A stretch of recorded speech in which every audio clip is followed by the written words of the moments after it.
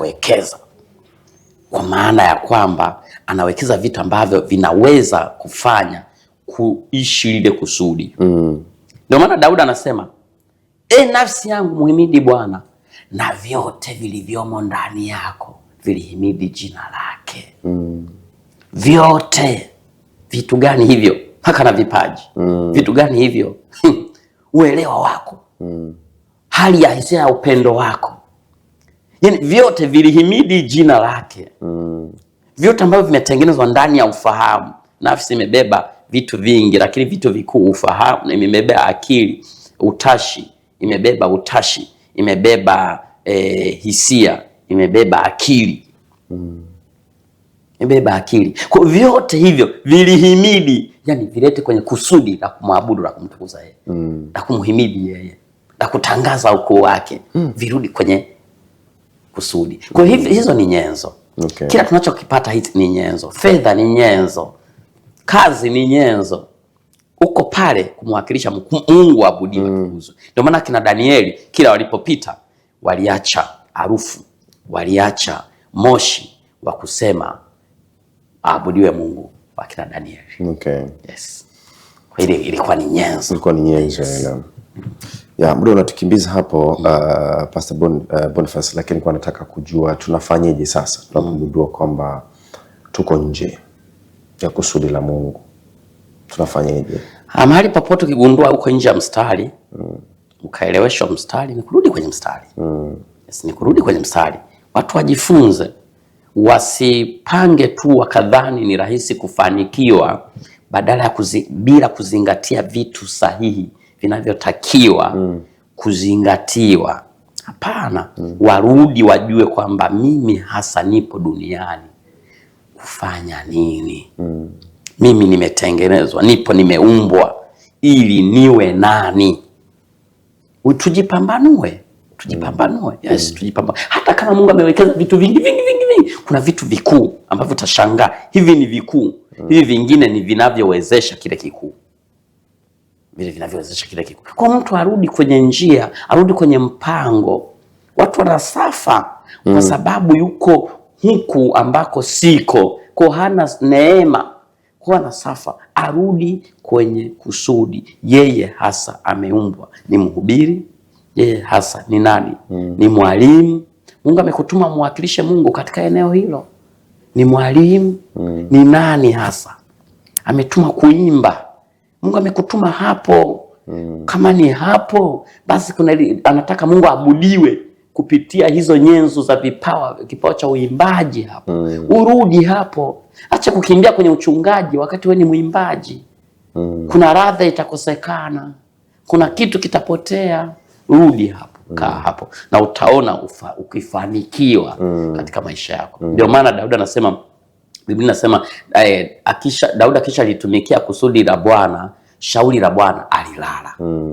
Alilala. Yaani ni furaha ya Mungu mtu kufa akiwa ndio wale yuko katika kusudi la Bwana. Yaani ni furaha ya Mungu. Ni furaha kwa Mungu kabisa. Ndio maana hata Paulo anasema yani kufa ni faida, kuishi ni Kristo. Kama nikifa naenda kukaa na Bwana. Lakini kama nikiishi ninamtumikia nani? Ninakaa kwenye kusudi. Ninaishi kwa ajili ya Kristo. Sio mimi tena. Ukiishi nje ya kusudi unaishi wewe. Unajiishi wewe. Huishi Mungu. Kwa unatakiwa ufikie maisha yetu yawe yani Mungu. Fedha zetu tunamuona Mungu, kazi zetu Mungu, kila kitu Mungu. Yani mpaka suti yetu, nguo zetu ni Mungu. Tunamuona Mungu. Yani Mungu anatukuzwa kwa vile tulivyovaa, kwa vile tulivyopata watoto, tulivyopewa ndoa. Hivi yote ni nyenzo za Mungu kutukuzwa. Ndoa tunazopewa sio kwa ajili yetu. Kwa ajili ya Mungu. Kwa sababu Biblia inasema tumeumbwa na yeye kwa ajili yake. Amina. Yes. Labda tuko kumalizia Mchungaji Boniface, lakini kushukuru sana kwa ufafanuzi wako.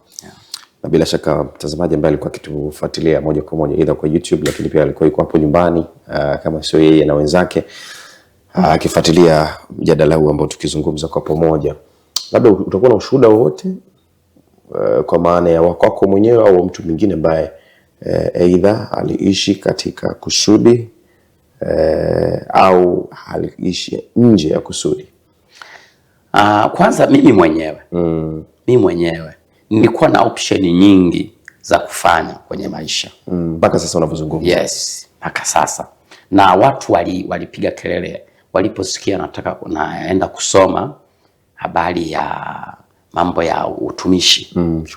Mchungaji, utumishi kimsingi tunasoma kwa ujumla. Kwa ujumla unakuja sasa kipawa chako unaelekea wapi? Nilikuwa hiyo maana mimi nafundisha. Nafundisha sasa, mimi ni mchungaji mwalimu. Mchungaji mwalimu. Kwa hiyo walipiga kelele, hata ndugu zangu wakasema yani unaacha kufanya vitu vyenye maslahi, unaacha hiki na hiki hivyo. Niko talented sana, naweza nikakaa kwenye biashara ikaenda, naweza nikafundisha darasani nikaenda, na nimewahi kufundisha kabisa. Nikachukua watoto nikawaambia nataka niwafundishe mfaulu mtihani, na wakafaulu. Nikamwambia hujui hata kutamka lakini Kiingereza utafaulu, na walifaulu kwa kanuni tu. Lakini mwisho wa siku nimeletwa kufanya nini? Kwa walipoona naelekea huko wakasema yani umepotea njia. Lakini mimi nilijua, nilibaki kwenye kusudi. Of course kuna changamoto, kuna mambo kadha wa kadha utapitia, wakati mwingine utaona kama ninashuka moyo, ningeenda huko pengine ningeweza kufanikiwa zaidi. Lakini nikwambia hakuna mafanikio yenye raha, yenye furaha kwenye maisha yako kama mafanikio unayopata ndani ya kusudi la Mungu. Unaenjoy unachokifanya, unafurahia unachokifanya kwa sababu uko ndani ya kusudi. Kwa mimi mwenyewe ni ushuhuda.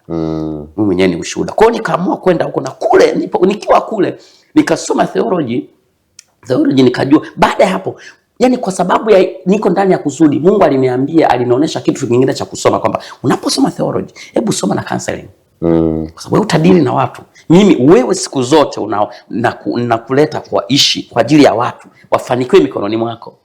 Wasio na kazi wapate kazi mikononi mwako. Ambao hawaoni kazi, wewe nimekupa macho ili wewe uwe macho yao, waoneshe kazi ziko wapi. Baada ya kuzunguka na bahasha, wanazunguka kwenye maofisi, waoneshe kazi hapa, na waoneshe fedha ziliko. Watu hawajui fedha ziliko, wanaamka wanatafuta fedha, wanakimbizana, hawajui kumbe fedha ziko hapo wanaziacha. Wajue fedha ziko wapi. Wewe ndio nimekupa hayo macho. Kwa utadili na watu. Kwa moja ya kitu anachotaka, soma ushauri nasihi. Nikaenda nikasoma ushauri nasihi. Kwa sababu nadili na watu, naishi na watu. Sikuwa naona shida kuamka kwenda Ilala saa 11, saa 10 Ilala kule kwenye mitumba na nini. Ilala Mchikichini, kutafuta na mtu akija na mueleza nini. Yani niwe na majibu.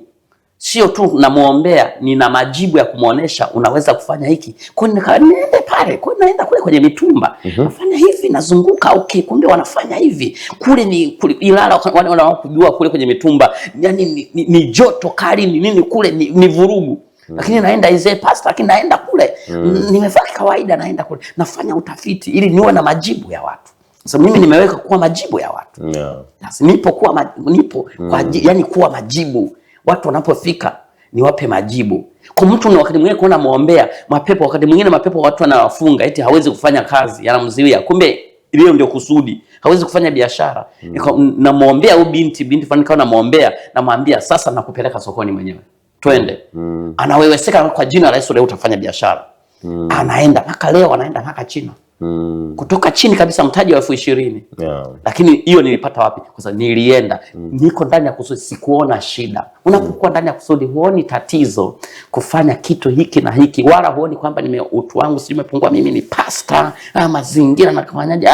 Najichanganya, naingia huko kwa sababu natafuta majibu. Mungu anataka, amenifanya kuwa majibu ya watu. Okay.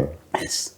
Labda pastor, kwa kumalizia tu, kama utakuwa na chochote kwa mtazamaji ambaye alikuwa anatufuatilia toka mwanzo tumeanza mpaka tumefikia tamati, juu ya kuzungumzia mada ambayo tumekuwa nayo hapa kwa wito wangu kwa watu, najua watu tumepanga malengo mbalimbali.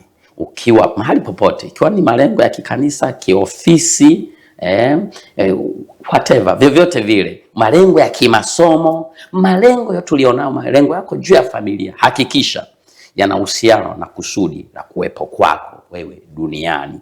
Usipange malengo ya kanisa, pesa nyingi zikaenda kwenye vitu vingine, halafu haziendi kwenye injili. Wekeza kwenye injili. Yani hilo ni lengo, ni kusudi la Mungu. wewe kama mchungaji, wewe kama mtumishi, popote pale, ikiwa ni ofisini, malengo ulionayo ya hakikisha yanakuleta kwenye kusudi kuu ambalo ni kumwabudu Mungu na kumtumikia Mungu. Utafanikiwa. Mungu atakupa neema, atakupa uwezesho, utashangaa na kupa mafuta maalum ya kukufanikisha katika malengo ulionayo. Kwa malengo yako kayapitie upya, uangalie yana faida gani katika ufalme wa Mungu, yana faida gani katika kusudi la kuwepo kwako duniani ambalo kwa hilo Mungu amekuleta duniani.